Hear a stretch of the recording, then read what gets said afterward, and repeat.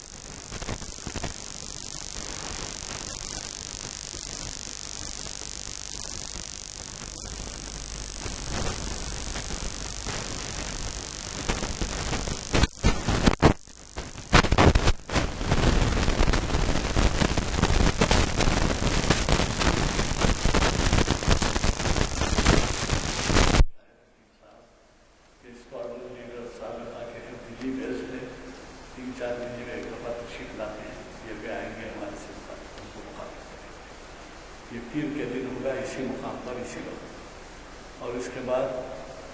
30 September کو بھی جو خطاب ہے جناب محمد ضیاء الدین نیر صاحب محفل اقبال شناسی کی 821ویں نشست مخاطب کر رہے ہیں، اور ان کا بھی بڑا ہی اہم عنوان ہے، اور یہ آج کل کا جو ماحول ہے اسی سے متعلق ہے، آج بھی ہو جو ابراہیم سا ایمان پیدا ہونے کا عنوان ہے۔ مجھے قوی توقع ہے کہ آپ ضرور بضرور ان نشستوں سے استفادہ کریں گے، اور کوئی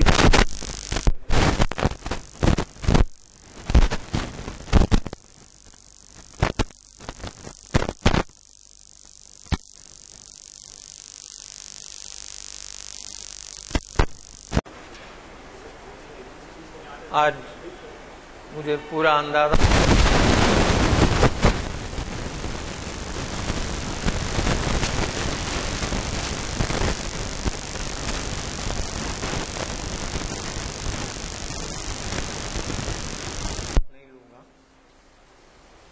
اقبال کی ایک چھوٹی سی نظم ہے، اور میں سمجھتا ہوں کہ بارہا ہم اس کے تعلق سے بات کر چکے ہیں، لیکن وہ اتنی خوبصورت نظم ہے کہ جتنی بار بھی اس کو سنا جائے یا اس کے بارے میں بات کی جائے ہمیشہ دلچسپی کا باعث ہوتی ہے۔ کل 8 اشعار کی نظم ہے، لالہ صحرا جو بال جبریل میں ہے۔ میں پہلے تحت اللفظ میں آپ کو یہ نظم سنا دیتا ہوں۔ یہ گنبد مینائی یہ عالم تنہائی مجھ کو تو ڈراتی ہے اس دشت کی پہنائی۔ بھٹکا ہوا راہی میں، بھٹکا ہوا راہی تو، منزل ہے کہاں تیری اے لالے صحرائی۔ خالی ہے کلیموں سے یہ کوہ و کمر ورنہ تو شعلہ سینائی میں شعلہ سینائی۔ تو شاخ سے کیوں پھوٹا میں شاخ سے کیوں ٹوٹا، ایک جذبہ پیدائی ایک لذت یکتائی۔ غواص محبت کا اللہ نگہباں ہو، ہر قطرہ دریا میں دریا کی ہے گہرائی۔ اس موج کے ماتم میں روتی ہے بھنور کی آنکھ، دریا سے اٹھی لیکن ساحل سے نہ ٹکرائی۔ ہے گرمی آدم سے ہنگامہ عالم گرم، سورج بھی تماشائی تارے بھی تماشائی۔ اے باد بیابانی مجھ کو بھی عنایت ہو، خاموشی و دل سوزی سرمستی و رانائی۔ جیسا کہ میں نے آپ سے عرض کیا کہ لالہ صحرا 8 اشعار کی ایک مختصر مگر نہایت خوبصورت نظم ہے جو اقبال کے مجموعہ کلام بال جبریل میں شامل ہے۔ اس سے پہلے کہ ہم اس نظم کا تجزیہ کریں یا اس کے بارے میں بات کریں، بہتر معلوم ہوتا ہے کہ ہم لالہ کی علامت جو اقبال کے کلام میں استعمال ہوئی اس کا مختصر سا ذکر کر لیں۔ لالہ اردو شاعری میں بہت استعمال ہوا ہے، بالخصوص لالہ خونی کفن اور گل و لالہ۔ تو اقبال کے پاس یہ علامت جو ہے وہ عشق کی علامت ہے، اور جو چیز شاعری اور نثر کو یعنی پوئٹری اور پروز کو ایک دوسرے سے جدا کرتی ہے وہ یہ ہے کہ پروز میں یا نثر میں الفاظ بالکل سیدھے سیدھے استعمال ہوتے ہیں کہ جو بات کہنی ہے بس اسی انداز سے کہی جاتی ہے۔ شاعری میں اس طرح نہیں کہا جاتا کیونکہ اس کا حسن برقرار نہیں رہتا، اس لیے شاعری میں علامات سے اور رموز سے کام لیا جاتا کہ بظاہر ایک لفظ کچھ اور معنی میں ہے لیکن شاعری میں کچھ اور معنی میں استعمال ہوتا ہے۔ مثال کے طور پہ محبوب کو قاتل کہا جاتا ہے، کافر کہا جاتا ہے، تو یہ قسم کا استعارہ ہے۔ اور کئی ایسی چیزیں ہیں، گل و بلبل، رقیب، برق، آشیانہ، قاتل، ناصح، محتسب، یہ جو کردار ہیں یا جو مختلف علامتیں ہیں وہ شاعری میں استعمال ہوتی ہیں، نثر میں نہیں استعمال ہوتی ہیں، اور شاعری میں ان کے استعمال سے اور ان کے استعمال سے ایک حسن پیدا ہوتا ہے۔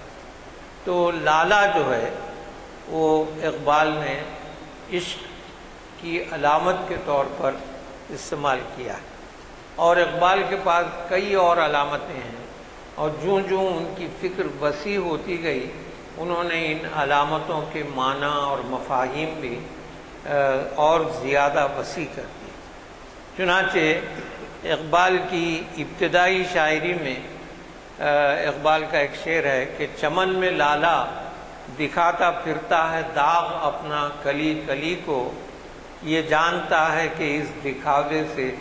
دل جلوں میں شمار ہوگا۔ تو یہ ایک قسم کا یعنی گویا اس کی جو لالہ کی جو اہمیت ان کے کلام میں آگے چل کر واضح ہونے والی تھی، اس شعر سے وہ ظاہر نہیں ہوتی۔ یہ محض ایک سطحی شعر اور گویا عشق کی علامت کو کہ لالہ جو ہے دکھاوے کے طور پر اپنا دل جلا ہونا، اپنی جگر سوختگی ظاہر کرنا چاہتا۔ خود غالب کا ایک مشہور شعر ہے کہ قمری کف خاکستر و بلبل قفس رنگ، اے لالا نشان جگر سوختہ کیا ہے۔ تو لالا کے ساتھ یہ تمام چیزیں وہ بیان ہوتی ہیں، اور بنیادی طور پر لالا جو ہے وہ عشق کی علامت ہے، اور عشق جو ہے وہ خود اقبال کے پاس محض ایک انسانی جذبہ نہیں ہے، بلکہ بہت بڑی قوت اور بہت بڑی طاقت ہے عشق، کیونکہ اقبال یہ کہتے ہیں کہ مرد خدا کا عمل عشق سے صاحب فروغ، عشق ہے اصل حیات، موت ہے اس پر حرام۔ یعنی عشق کی جو طاقت ہے، بالخصوص عشق الہی، اور وہ جو ہے اس سے وہ انسان بڑے بڑے کام کرتا ہے، جیسے مسجد قرطبہ ہے، تو اقبال یہ کہتے ہیں کہ یہ بھی ایک عشق الہی کی مثال ہے، اور دنیا میں بڑے بڑے کام جو لوگوں نے کیے ہیں وہ کسی نہ کسی جنون کے تحت، کسی نہ کسی لگن کے تحت، تو جس چیز سے لگاؤ پیدا ہو گیا، جس سے عشق پیدا ہو گیا، اس میں آدمی بڑے بڑے کام کر دیتا ہے۔ اقبال یہ بھی کہتے ہیں کہ عشق کو موت نہیں ہے، یعنی اس میں ایک طرح کی جاویدانی ہے۔ تقویم بولتے ہیں جنتری کو، کیلنڈر کو، تو عشق کی تقویم میں عصر رواں کے سوا اور زمانے بھی ہیں جن کا نہیں کوئی نام۔ اس طرح عشق کو ایک جاویدانی کیفیت بھی اقبال نے دی ہے، اور یہ کہتے ہیں اقبال کے عشق دم جبرائیل، عشق دل مصطفیٰ، عشق خدا کا رسول، عشق خدا کا کلام۔ یعنی اتنا زیادہ گویا عشق ایک فورس ہے، اور جس سے بڑے بڑے کام وجود میں آتے ہیں۔ تو لالا جو ہے اقبال کے پاس عشق کی علامت ہے، اور یہ جو نظم ہے لالہ صحرا، یہ کوئی آسان نظم بھی نہیں، بظاہر بہت آسان معلوم ہوتی ہے، لیکن اس میں جو علامتیں ہیں، جو رموز ہیں، وہ ایسے ہیں کہ ان پہ غور کرنا پڑتا ہے۔ چنانچہ کہ اقبال نے اس کو اپنا موضوع بنانے کے ساتھ ساتھ ایک بہت بڑا میسیج اس نظم کے ذریعے سے دیا ہے۔ تو اقبال کو لالا میں ٹیولپ بولتے ہیں نا، لالا میں سمجھتا ہوں ٹیولپ بولتے، تو اس میں عشق الہی کی علامتیں دکھائی دیتی ہیں، اسلامی تہذیب و تمدن کی علامات اقبال کو اس میں نظر آتی ہیں۔ چنانچہ ان کی نظم بلاد اسلامیہ ہے، جس میں وہ جہاز میں سفر کرتے ہوئے جب گزرتے ہیں ان ممالک سے، بلاد اسلامیہ نے اسلامی شہروں کی طرف سے جب گزرتے ہیں بحری سفر میں، تو انہوں نے کہا کہ یہ چمن وہ ہے کہ تھا جس کے لیے سامان ناز، لالہ صحرا جسے کہتے ہیں تہذیب حجاز۔ تو لالا گویا اسلامی تہذیب و تمدن کی بھی اقبال کے پاس علامت ہے، اور اپنی معرکہ آرا نظم شکوہ میں اللہ کے حضور اقبال عرض کرتے ہیں، جیسے جواب شکوہ کا قطعہ ہمارے دوست نے پڑھا، اس دور پرآشوب میں، اس اجڑے ہوئے چمن میں، میں ایک بلبل کی طرح محو ترنم ہوں، میرے سینے میں نغموں کا تلاطم ہے، لیکن افسوس کہ کوئی نغموں کو سن کر تڑپنے والا نہیں۔ تو اقبال کہتے ہیں لطف مرنے میں ہے باقی نہ مزہ جینے میں، کچھ مزہ ہے تو یہی خون جگر پینے میں، کتنے بیتاب ہیں جوہر میرے آئینے میں، کس قدر جلوے تڑپتے ہیں میرے سینے میں، اس گلستان میں مگر دیکھنے والے ہی نہیں، داغ جو سینے میں رکھتے ہوں وہ لالے ہی نہیں۔ تو یہاں پر بھی اقبال نے لالے کا ذکر کیا ہے۔ اور اسی طرح ایک اور نظم اقبال کی مرد مسلمان، اس کے دو شعر دیکھیے کہ ہر لحظہ ہے مومن کی نئی شان نئی آن، گفتار میں کردار میں اللہ کی برہان، جس سے جگر لالا میں ٹھنڈک ہو وہ شبنم، دریاؤں کے دل جس سے دہل جائیں وہ طوفان۔ تو لالا جو ہے اقبال کے اردو کلام میں بھی اور فارسی کلام میں بھی لالا اقبال کے کلام میں کئی جگہ آیا ہے اور یہ بہت ہی جاندار علامت ہے۔ چنانچہ فارسی میں بھی ان کی ایک نظم ہے لالا، تو اس کے 2-3 اشعار میں بولتا ہوں کہ آں شعلہ ام کہ صبح ازل در کنار عشق، پیش از نمود بلبل و پروانہ می تپید، یعنی میں وہ شعلہ ہوں کہ جو ازل کی صبح عشق کی گود میں بلبل اور پروانے کی پیدائش سے پہلے تڑپا۔ لالا کے بارے میں جو عشق کی علامت اقبال بتاتے ہیں، میں وہ شعلہ ہوں جو ازل کی صبح کس سے پہلے بلبل اور پروانے سے بھی پہلے میں عشق کی گود میں تڑپا۔ افزوں ترم ز مہر و بہر ذرہ تن زنم، گردوں شرار خیش ز تاب من آفرید، یعنی میں سورج سے بڑھ کر ہوں، مہر بولتے ہیں سورج کو، افزوں ترم یعنی بڑھ کر ہوں، ز مہر سورج سے، وہ بہر ذرہ تن زنم یعنی آسمان نے، میں سورج سے بڑھ کر ہوں اور میں ہر ذرے کے تن میں چمکتا ہوں۔ آسمان نے اپنا شرارہ یعنی سورج میری روشنی کی وجہ سے پیدا کیا ہے۔ ان دونوں شعروں میں لالا کا پھول دراصل اپنے اس سوز اور عشق کی بات کر رہا ہے جس نے اسے لالا کا پھول بنا دیا،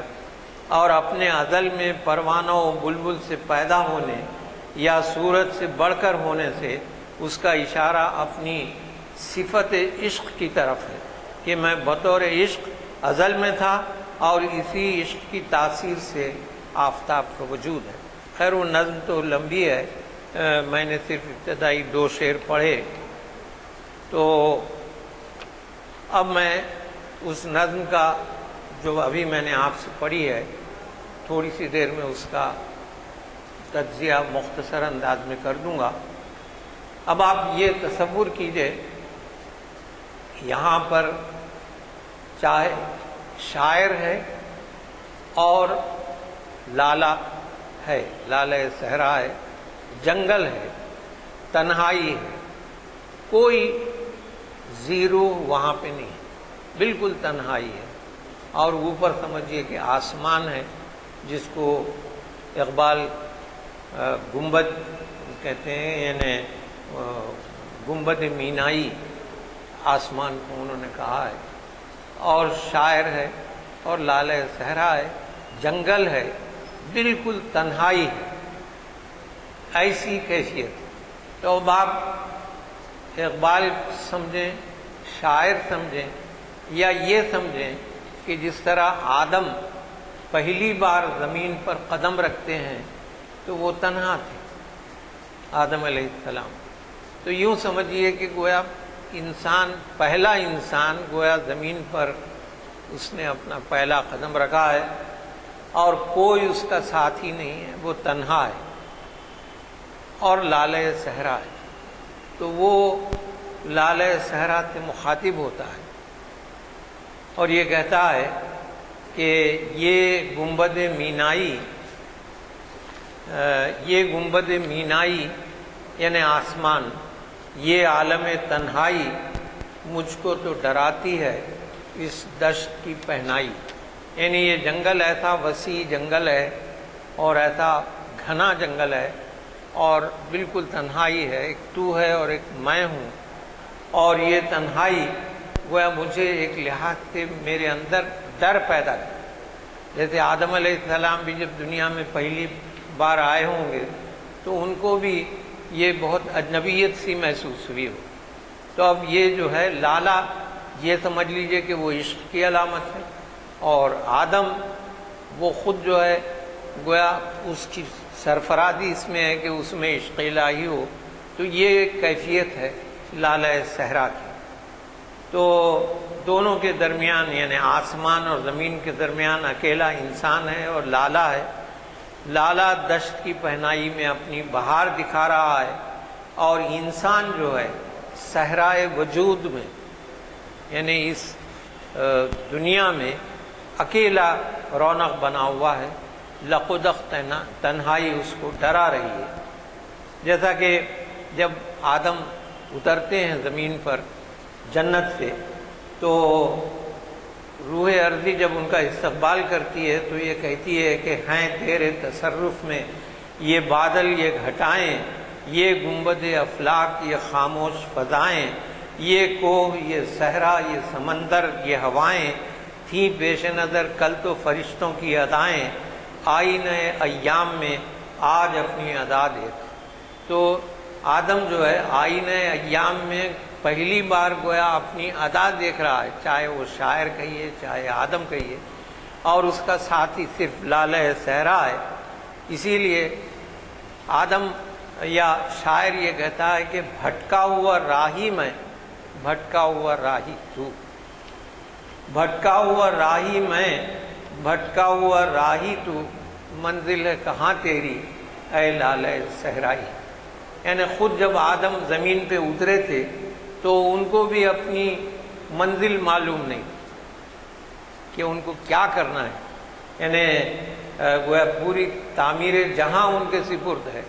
تو آدم یا شاعر لالہ صحرا سے کہتا ہے کہ میں بھی بھٹکا ہوا راہی، یعنی میں جنت سے نکالا ہوا ہوں، ایک لحاظ سے بھٹکا ہوا راہی،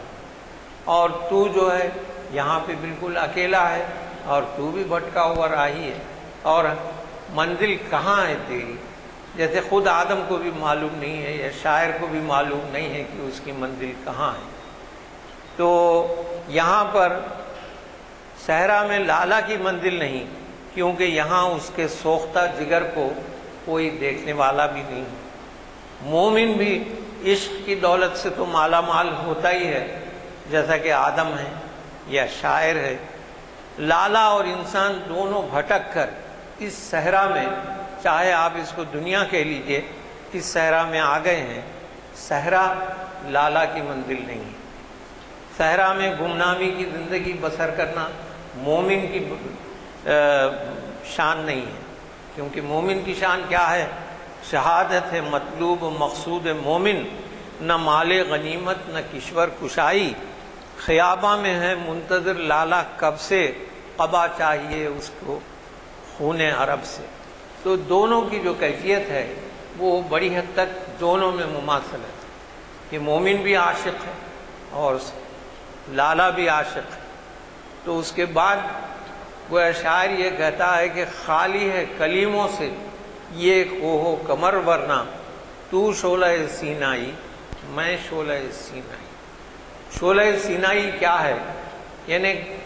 جلوہ خداوندی ہے، اور یہاں پر موسیٰ علیہ السلام کا واقعہ تو آپ کو معلوم ہی ہے کہ دور سے انہوں نے دیکھا شعلہ سینا کو اور کہا کہ انی آنست نارا۔ تو اسی طرح شاعر بھی یہ کہتا ہے لالہ صحرا سے کہ بظاہر یہ جو ہے کلیم، اس یعنی جو کوہ و کمر ہے، جو یہ جنگل ہے، اس میں کلیم کا یعنی کمی ہے، کلیم ہے نہیں جو دیدار خداوندی کر سکے، اور اس لیے ایک لحاظ سے تو بھی شعلہ سینہ ہے اور میں بھی شعلہ سینہ ہوں، یعنی خدا کا جلوہ تجھ میں بھی ہے اور مجھ میں بھی ہے، کیونکہ عشق بھی جو ہے خدا کی ایک صفت ہے۔ ہم دونوں میں ذات باری کا عکس ہے، عکس موجود ہے، لیکن پہچاننے والی نگاہ نہیں ہے۔ لالا پورے صحرا کو روشن کیے ہوئے ہے، انسان اپنی ذات کی روشنی سے پورے عالم کو اس نے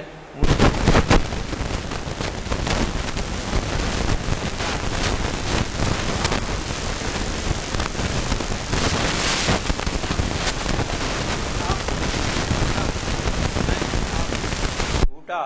ایک جذبہ پیدائی، ایک لذت یکتائی۔ یہاں پہ اقبال نے بڑی خوبی سے دو نہایت آسان الفاظ استعمال کیے ہیں کہ اب تک لالا میں اور شاعر میں یا لالا میں اور انسان میں مماثلت تھی، یکسانیت تھی، اس مقام پہ آ کے دونوں میں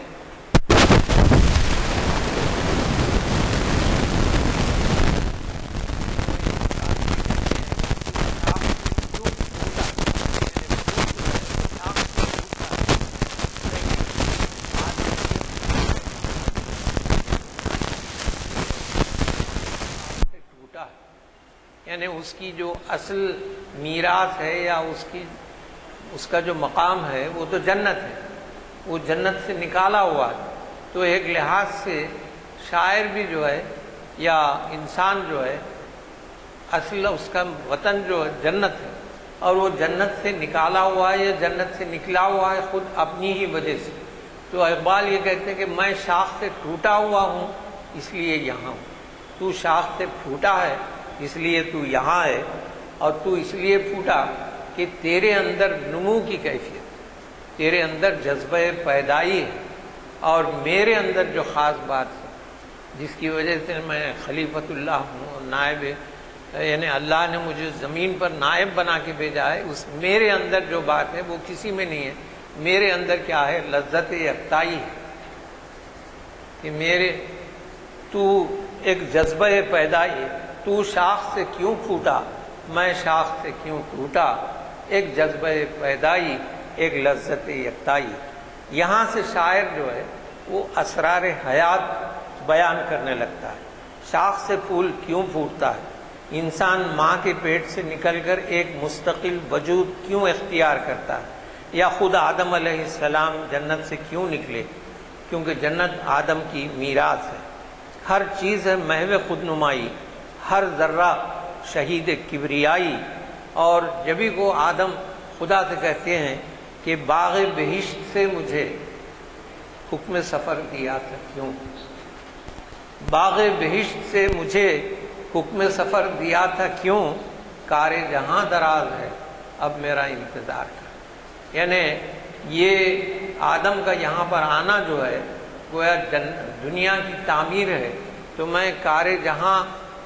کے لیے جو مجھے پوری تیری دنیا بسانی ہے کہ تو نے صرف گویا زمین آسمان پیدا کیے، دریا پہاڑ پیدا کیے، میں نے اس کو چٹانوں کو چیر کر نئے نئے چیزیں بنائیں، مختلف چیزیں بنائیں، تو کار جہاں دراز ہے اب میرا انتظار کر۔ تو ٹوٹنا اور پھوٹنا جو ہے ان دونوں میں بڑا فرق ہے۔ انسان اور لالے میں مماثلت بھی ہے اور اختلاف بھی ہے۔ عالم تنہائی، شعلہ سینائی اور جذبہ پیدائی لالے کے خواص ہیں، اسی لیے وہ شاخ سے پھوٹتا ہے۔ لیکن انسان اور لالہ میں باشعور اور بے شعور ہونے کا فرق ہے۔ انسان باشعور ہے، وہ اپنی لذت یکتائی سے لطف بھی اٹھاتا ہے، اسی سے وہ تعمیر عالم کرتا ہے، اور اس کے بعد اس کی ایک اور صفت معلوم ہوتی ہے کہ غواص محبت کا اللہ نگہباں ہو ہر قطرہ دریا میں، دریا کی ہے گہرائی۔ غواص بولتے ہیں ڈائیور کو، یعنی جو غوطہ لگاتا ہے دریا میں، اور صرف تیرنے سے بڑھ کے اہم کام غوطہ لگانا ہے کہ آدمی بہت ڈیپ جاتا ہے۔ غواص محبت کا اللہ نگہباں ہو ہر قطرہ دریا میں، دریا کی ہے گہرائی۔ یہاں پر دریا جو ہے ایک پوری دنیا اس میں سمائی ہوئی ہے، کیونکہ آدم کے ذمے جتنے بھی کام دیے گئے کہ آدم نے پہلے تو بار امانت سنبھالا جو کسی نے نہیں سنبھالا، تو یہ آدم جو ہے ایک لحاظ سے یہ جو پوری کائنات ہے، یہ دنیا ہے، اس میں اس کے قطرے قطرے میں، اس کے دریا کے قطرے قطرے میں وہ جاتا ہے، اور ہر قطرے میں اتنی گہرائی ہے کہ دریا کی گہرائی قطرے میں، اور اسی کو وہ آدم جیسے غواص کی ضرورت ہے۔ پھر اسی وجہ سے وہ عشق حقیقی کا مظہر بن جاتا ہے، اور اسی وجہ سے وہ عرفان ذات یعنی اپنے آپ کو پہچانتا ہے۔ آدم جو ہے اس کے اندر عرفان ذات پیدا ہوتا ہے جب وہ دریائے محبت کی غواصی کرتا ہے، یعنی عشق الہی میں جب وہ غوطہ ہوتا ہے، تو جیسا اقبال نے ایک اور جگہ کہا ہے کہ تم جب قرآن پڑھو تو یہ سمجھو کہ تم خود گویا قرآن یعنی تم پر ہی نازل ہو رہا ہے جیسے، تو اس کی گہرائی میں جاتا ہے اس دنیا کی، اور قطرے سے گویا ہر دریا کے ہر قطرے میں وہ اتنی گہرائی پاتا ہے جو دریا کی گہرائی ہے۔ عشق کی منزلیں بہت کٹھن ہوتی ہیں، انسان کی ساری زندگی عشق کا امتحان ہے۔ سینکڑوں مشکل مقامات آتے ہیں جہاں اس کا صبر ساتھ نہیں دیتا، اور یہاں ہمت جواب دے دیتی ہے، پامردی کی آزمائش ہوتی ہے۔ حقیقی معنی میں سچا مرد مومن وہ ہے جو دریا کی تہ میں پہنچ کر موتی نکالتا ہے، اور یہ موتی جو ہے وہ عرفان ذات ہے، اپنے آپ کو پہچاننا، اپنے خدا کو پہچاننا۔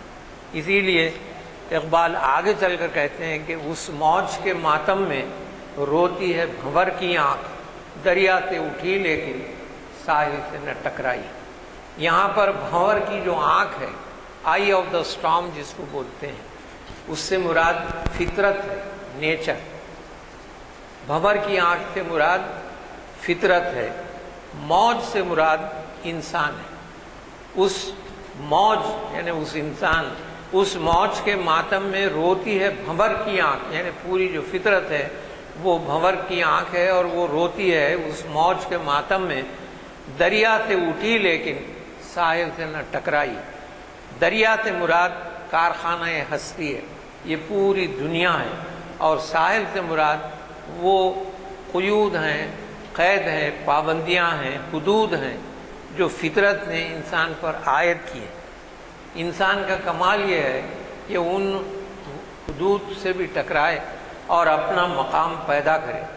حیات انسانی کا مقصد دشواریوں پر قابو پانا اور اپنی منزل کو پہنچنا ہے۔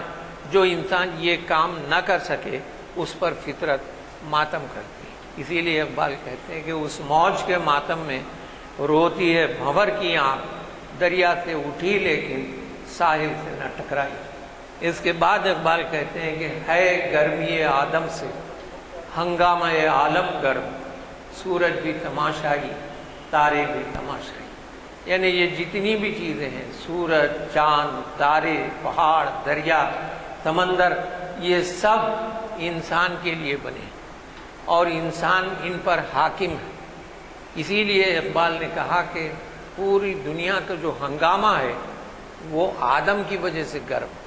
اس میں جو گرمی ہے وہ آدم کی وجہ سے، ورنہ یہ سورج، چاند، تارے یہ صرف تماشائی ہے، یہ اپنی ذات سے کچھ نہیں کرتا۔ یہ آدم ہے جس نے پوری دنیا کو بنایا، اور اسی وجہ سے اللہ نے اس کو اپنا خلیفہ چنا اور اس زمین پر بھیجا۔ اسی لیے اقبال کہتے ہیں کہ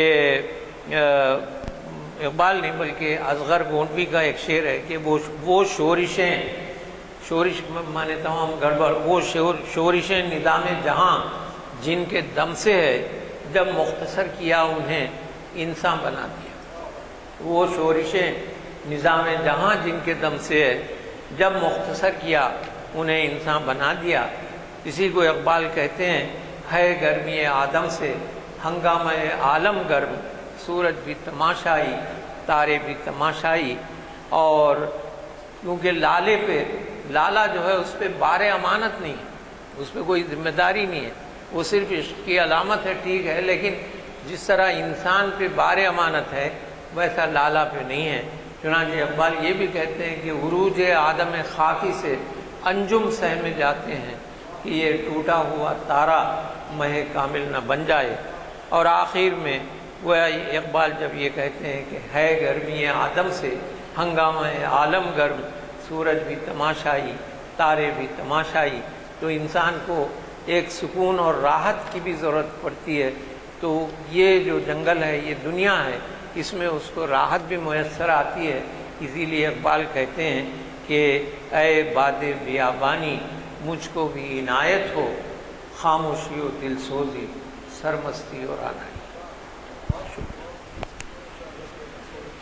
آپ نے ایک بہت ہی اہم عنوان سے آج کی مخاطبت کو سنا۔ بات یہ ہے کہ علامہ اقبال کے کلام کو جو ہے آسانی سے سمجھنا مشکل ہے، اور جب اس کی وضاحت ہوتی ہے تو صحیح معنوں میں اس کلام سے لطف اٹھایا جا سکتا ہے۔ اب یوں تو آپ کو معلوم ہے کہ باوجود اس کے کہ اقبال کو بعض حضرات نے بانی پاکستان کہا اور بعض ایسی اینک سے ان کو دیکھتے ہیں جو کچھ امتیاز برتتی ہے فرقہ بندی کا، لیکن یہ ہے کہ آہستہ آہستہ ان کے کلام کی معنویت سمجھ میں جب آتی گئی تو ملک میں ہی نہیں بیرون ملک بھی ان کی شخصیت کا اندازہ ہونے لگا۔ چنانچہ بیرونی ممالک میں وہ زیادہ تر فلسفی کی حیثیت سے جانے جاتے ہیں۔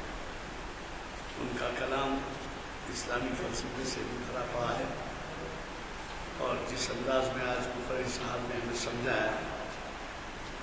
اس سے بہت کچھ ہمیں استفادہ ہوا۔ آپ نے جو مثالیں دی ہیں کہ وہ علامتوں کے طور پہ بعض الفاظ استعمال کرتے ہیں، تو اسی پہ بھی ہم نے یہاں پر جیسے شاہی، جیسے ابھی آپ نے لالا کا ذکر کیا، اسی طریقے سے خود ہی کیفیت کے بارے میں کئی اشعار، اور اس طریقے سے کئی ایسی ہیں ان کے۔ میں تو یہ چاہتا تھا، آپ نے ہم پہ ایک مہربانی کی کہ لالا کے اوپر آپ نے کہا، میں خود یہ چاہتا تھا کہ اقبال کے کلام میں لالا کا جہاں جہاں ذکر ہو وہ اشعار کا خود ایک اس پہ مشتمل خطاب ہو، لیکن بڑی اچھے انداز میں امتیاز صاحب نے ہمیں وہ سمجھایا۔ حضرات، جیسے کہ میں پہلے اعلان کر چکا ہوں، ہفتے کے دن ہماری محفل دی گئی اور پیر سے پھر حزب سابق ہمارے محافل چالو ہو جائیں گے، اور پیر کے دن کا خطاب بھی بہت اہم ہے، مسلم پرسنل لا کی اہمیت۔ آپ کو تو اس بات کا پتہ ہے، آپ کو تو اس بات کا پتہ ہے کہ مسلم پرسنل لا کے بارے میں بڑی ہی تشویشناک اطلاعیں ملتی ہیں جب یہ کہا جاتا ہے کہ پرسنل لا کو انفورس نہ کیا جائے، منقطع کر دیا جائے، اور سارے ملک میں جو قانون ہے اسی قانون میں مسلمانوں کو دائرے میں لایا ہے۔ ایسے عنوان پر جناب سید شاہد حکیم صاحب جو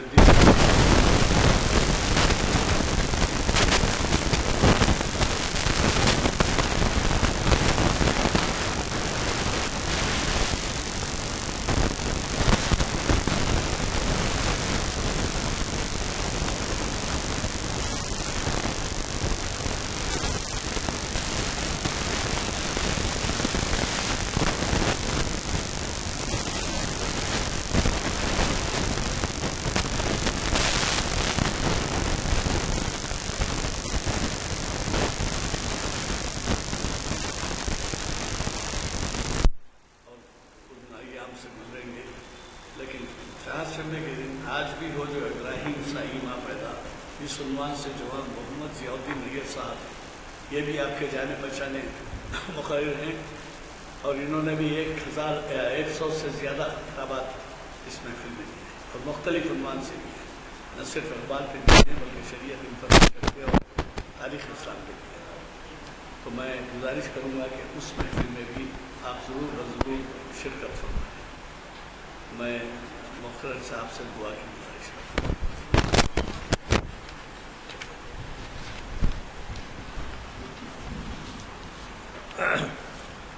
الحمدللہ رب العالمین،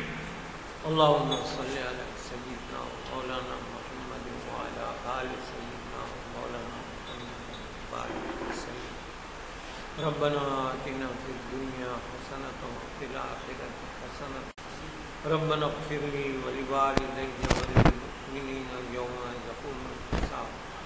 صلی اللہ علی خیر خلقہ سیدنا و مولانا شفیعنا و نبینا و حبیبنا محمد و آلہ و اصحابہ و ازواجہ و ذریاتہ و اہل بیتہ اجمعین۔